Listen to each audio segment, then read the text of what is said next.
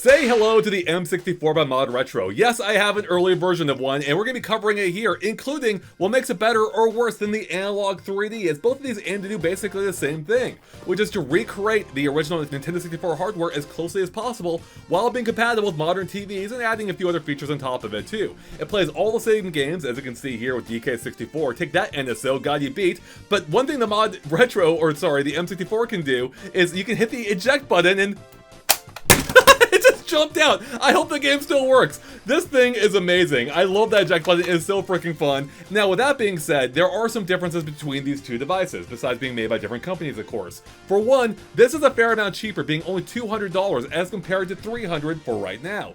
Prices could change for either of these at any point, of course, but for right now, this is substantially cheaper. Also, this is a fair amount more fun. I love the color. The menu is simpler and easier to use and a little bit more fun too, especially with this cool little dial it has. And it does its overall job pretty well, which is to play your original games largely as you remember them. I say largely because that is where one of the cons comes in, which we'll get into more in depth later. But when it comes to overall accuracy, I found the Analogue 3D to be superior, which if you're a stickler for that kind of thing, well, that $100 extra may be worth it to you. So let's talk about what I like about this and what I didn't like quite so much. So first of all, one thing I do like that the Analogue 3D doesn't do at this point, despite having the hardware for it as shown right there, is you can update over your Wi-Fi the firmware, which is super handy. I much appreciated that rather than having to download it, put in an SD card, or connecting a USB cable to this. So I appreciate the Wi-Fi updates. Second, again, is just how simple and fun this is. You can use a dial to bring up the in-game menu, or in-game, the OS menu essentially,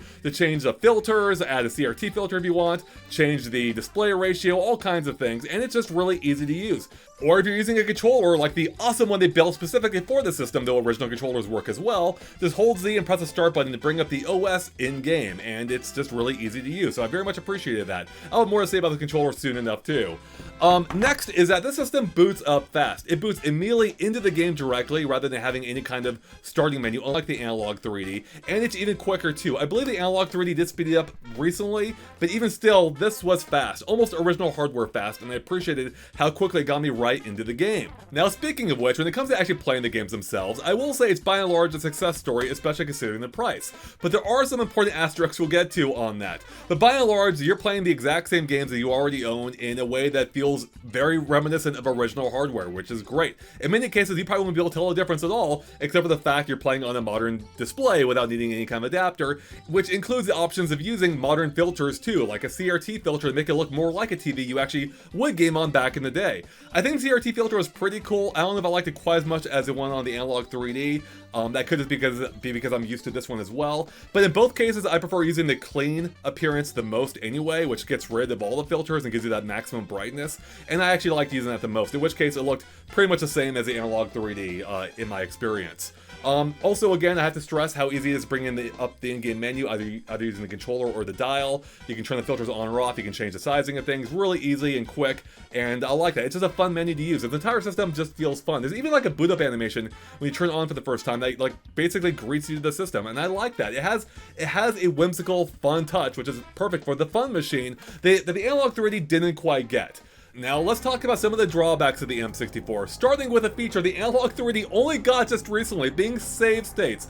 The Analogue 3D added it just a few weeks ago, or a few days ago even, and it's a really cool feature, working exactly as it did on the Analogue Pocket, allowing you to save your state and resume from that point, and it works really well. And that's important for these aging N64 games where the batteries may not work for much longer, or even at all in some cases. I like that my collection's holding up pretty well so far, but there have been a few instances where the battery doesn't work, meaning there's no way to save your game without replacing the battery or using save states. So unless you change your battery, you could be up a creek without a paddle on the M64, in the sense that you'd have no way to save your game since there are no save states, and it's not included on the upcoming list of features that they provided to me. So it seems like save states are not in the cards for right now, at least for coming to the system. And while I'm holding DK64, let's talk about the accuracy of the rendering of the games themselves, because that is something I also found to be a bit of an issue at points. Now, again, by and large, this is a success story. It's playing the same games largely as you remember.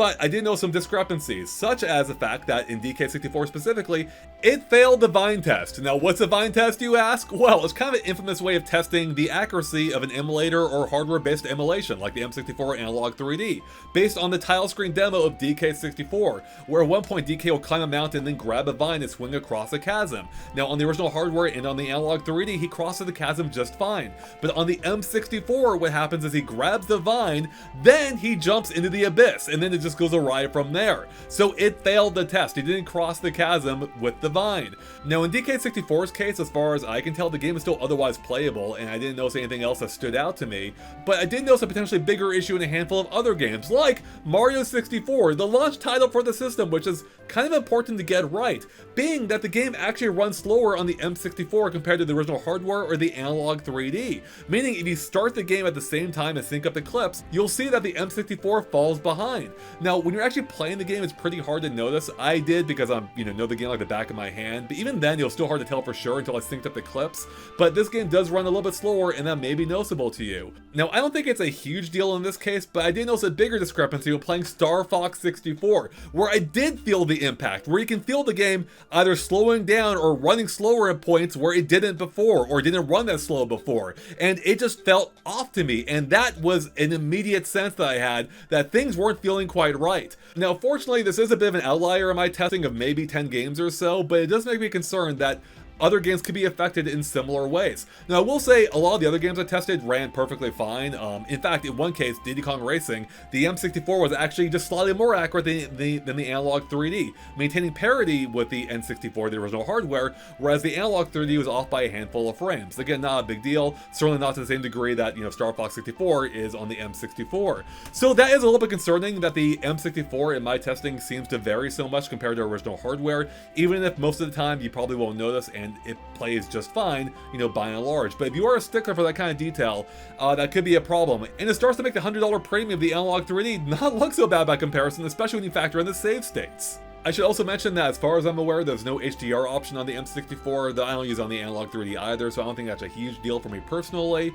But I did encounter a weird scaling issue with the M64 where I would boot the game and it would default to the standard scaling option, but then if you reselect that scale, it then shrinks the image just slightly. And I don't know which one's more correct, the one that booted into or the one that I'm reselecting, even though there's no way to get it back to the boot option without restarting the game. So I'm a little confused on what's happening there. So that brings us to our overall verdict of the M64 and how it compares to the Analogue 3D. And I have to say, for the price, this holds up pretty favorably. Being a whole $100 cheaper, at least at the time of this video, that's a pretty compelling offer for a system that gets most of the way there to playing the original games almost exactly as you remember, with modern features like the CRT filter and being able to output to your TV, and it has some bonuses over the Analogue 3D, like it being more fun, it having the dial, it having the eject button, and just being a little bit quicker overall. I appreciate those things. But when it comes to the overall accuracy, which is pretty important, I think, for playing these classic games, especially if you're a stickler for it and, know these games like the back of your hand, the Analogue 3D is the way to go,